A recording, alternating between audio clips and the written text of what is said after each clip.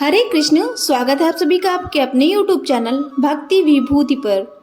आखिर कौन है यह भद्रा, क्यों चली आती है हर शुभ कार्य में विघ्न डालने।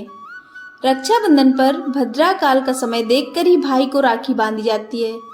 भद्रा काल लगने पर शुभ कार्य सहित भाई को राखी नहीं बांधी जाती। पंचांग में भद्र काल नाम का एक समय होता है जिसमें शुभ कार्य नहीं किए जाते हैं। असल में भद्रा सूर्य देव की संतान और शनि देव की बहन है। पंचांग में भद्रा काल का मतलब होता है शुभ समय, लेकिन अपने नाम के विपरीत इस समय के परिणाम बहुत ही नकारात्मक माने जाते हैं। पौराणिक कहानी के अनुसार भद्रा शनि देव की बहन है। आइए जानते हैं भद्रा काल का मतलब और जन्म की कहानी। आपने पंचांग में देखा होगा कि भद्रकाल का एक समय होता है। इसके अलावा रक्षाबंधन, होली और दिवाली जैसे कई व्रत त्योहारों पर भी भद्रकाल के दौरान राखी या पूजन न करने का नियम है। ऐसे में सवाल उठता है कि आखिर भद्रकाल होता क्या है और भद्रकाल में कोई भी शुभ कार्य करने की मनाही क्यों होती है।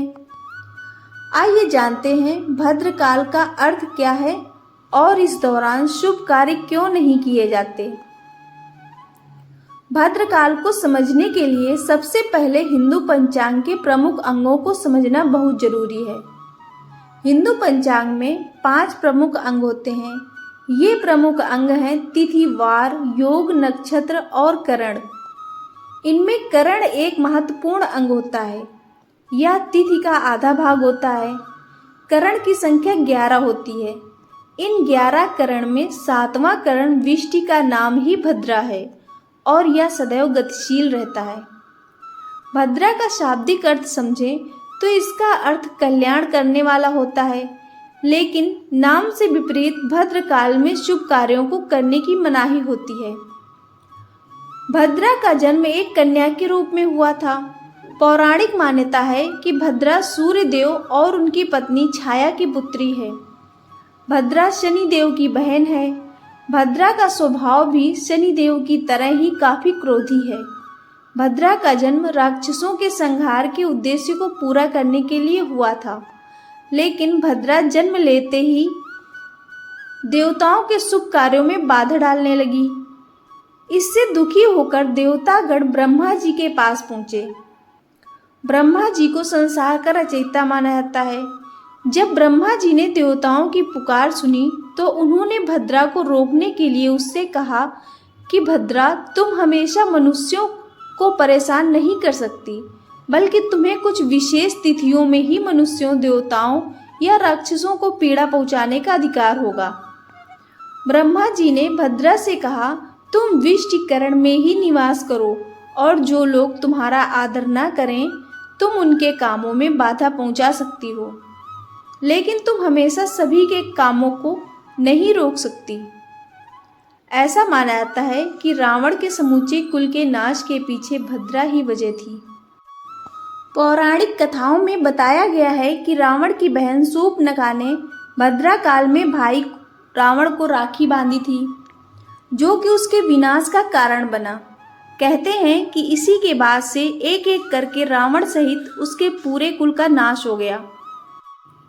वहीं यह भी माना जाता है कि भद्रा के वक्त भगवान शिव तांडव करते हैं और क्रोध की अवस्था में होते हैं। ऐसे वक्त में कोई भी शुभ कार्य नहीं करना चाहिए, वरना उसके परिणाम शुभ नहीं होते हैं। कैसे जानें कि कब है भद्रा? जब चंद्रमा कर्क, सिंह, कुंभ या मीन राशि में होता है तब भद्रा का वास पृथ्वी पर होता है। चंद्रमा जब मेष, वृष, मिथुन या वृश्चिक में होता है तब भद्रा का वास स्वर्गलोक में होता है। जब चंद्रमा कन्या, तुला, धनु या मकर राशि में स्थित होता है तो भद्रा का वास पाताल लोक में होता है। भद्रा जिस लोक में रहती है वही प्रभावी होती है। इसलिए रक्षाबंधन के वक्त चंद्रमा के कुंभ राशि में होने की वजह से भद्रा रहती है। इसलिए भद्रा के खत्म हो जाने पर ही राखी बांधना उचित होगा। पौराणिक मान्यता है कि भद्रा काल के दौरान कोई भी शुभ कार्य नहीं किए जाते हैं।